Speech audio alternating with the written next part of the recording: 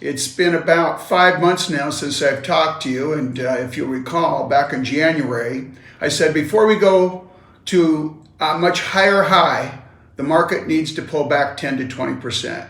And I think it's now. I think what's going on right now is going to be extremely healthy for those that can stomach this pullback. And as you know, the market doesn't go straight up. But I want to share with you some of my thoughts. And I think by the time that you're done watching this short video, I think you'll feel a lot better about what's going on. And hopefully it'll make a lot of sense to you. It seems like we do this about every 6 to 9 months, doesn't it? That I shoot you a video and say, sit back, be patient. This is not a race, it's a marathon. The stocks that we have in your portfolio are going to lead you for the next 10 and hopefully 20 years. And so I want to share with you a couple of things of why this has been going on and why I kind of saw maybe 2 to 3 weeks ago something changing in the market vibrations that we've been getting. And so remember this is healthy. And so let's talk about earnings. What is always the most important thing for any stock that you own? It's the earnings. And what we saw about a week ago is we saw Tesla, Apple, Microsoft, and Amazon all report for the best quarters they've had in company history. And guess what all 4 of those stocks did? They sold off after the earnings report. And I talked to my partners, I said, this kind of concerns me a little bit because it feels like the market's telling me, what have you done for me lately? And we also, as you know, the last maybe 3 months or so, I've seen a rotation out of the big winners of last year to stocks that are, so to speak, economy stocks that are getting ready to reopen. The airlines, the hotels, the travel industry, anything to do, restaurants, anything to do that really got hit hard with the pandemic. What I want to make sure that you understand is earnings always drive stocks. And I'll give you an example. About 2 weeks ago, Tesla reported their quarter. There was a chip shortage, as you may know, in the car industry, computer industry. We've got a shortage of chips. And they still produced and sold almost 200,000 cars for the quarter, which historically is the slowest quarter for Tesla. They also said that they think that they'll produce up to 750,000 cars this year, and I think it's going to be closer to 900. I'll tell you what I think about Tesla. I think we're in the 3rd inning of a baseball game, and I think the next 6 innings there's going to be a lot of runs scored. Tesla's not just a car company. You've heard me talk about Tesla all the way back to 2013. Elon Musk, being a little different, granted, I'll give you that, is going to change the world. And I think that story has got a long, long ways to go. And so during this volatile time, I'm going to probably be adding to my Tesla position. And the reason I bring up Tesla so often is because so many of you are exposed to Tesla through our model portfolios and through your individual portfolios. Apple, $210 billion in cash, the greatest quarter they've had in the last 3 years, and the market sold Apple. Well, I think what Apple's going to bring the next 2 to 3 years with virtual reality, artificial intelligence, I think Apple's days are far from behind them. And so, as you know, we bought Apple all the way back, for some of you that have been with us this long, all the way back in 2005. Had you held Apple from 2005 to now, you'd be up over 10 times your money. I think it's actually closer to 15 times your money. And what's that in about 16 years? And so those are the type of stocks that you have in your portfolio. Those are the type of stocks that should make you sleep at night. Let's talk about what's causing this volatility. In my estimation, we've got inflation on the horizon. The market doesn't like uncertainty. And I'll give you a perfect example. For those of you that are in the construction industry, you've seen lumber prices in the last 12 months go up 400%. Not only lumber, copper, steel, anything to do with commodities. And so what I think is the market is concerned about inflation. Well, as inflation heats up, what happens to interest rates? And that's what we've seen. The 10-year Treasury has started to move up. And as we know, the higher the interest rates are, the tougher that the market has to move forward. But the market will adjust to it.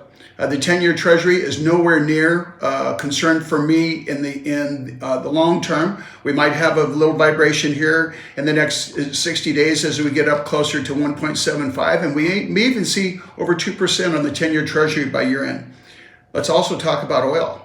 Oil in the last 5 months has went from, I think, about $26 or $27 a barrel to $65 a barrel. So there's some things that are going on, and it makes sense why the market's being a little volatile right now. Not to mention what's going on with taxes.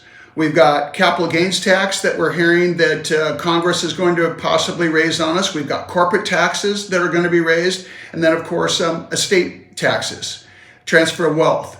And so as I fall back and think about these things, once again, the market doesn't like uncertainty. Until we get some of these questions answered, I think the market's going to be a little volatile.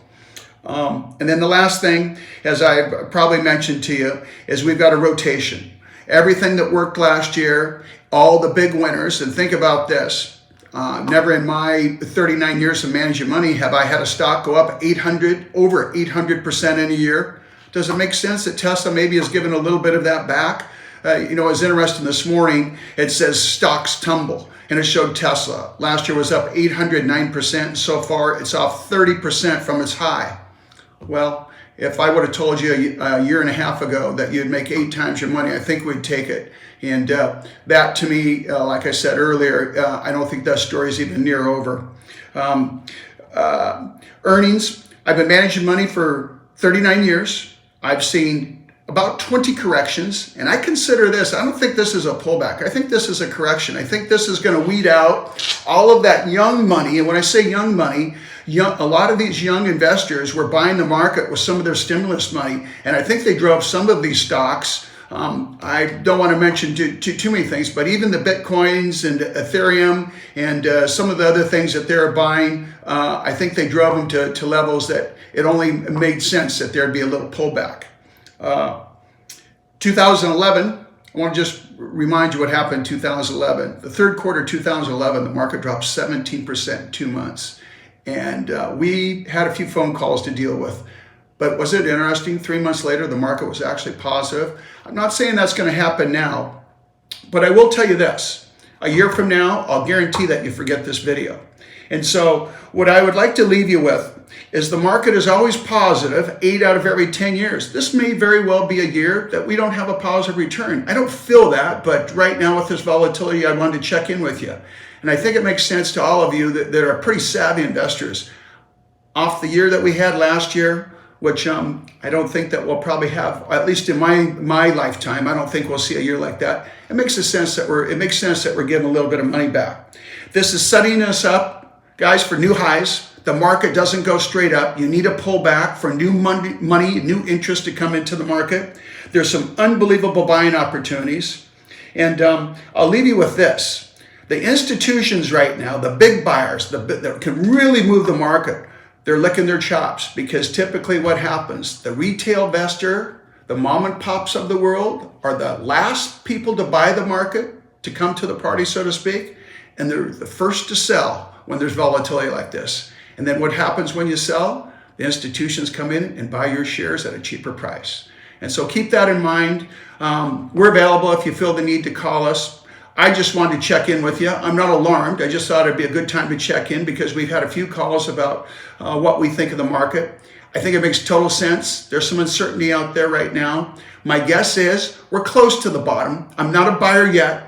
We'll see what happens in the next couple of days. There's been unbelievable movement in the market today in some of the stocks that we own in our portfolio, which kind of tells me that there's some nibbling, that some of the big boys are coming in and buying some of these shares that they've seen some volatility in the last 3 to 4 weeks.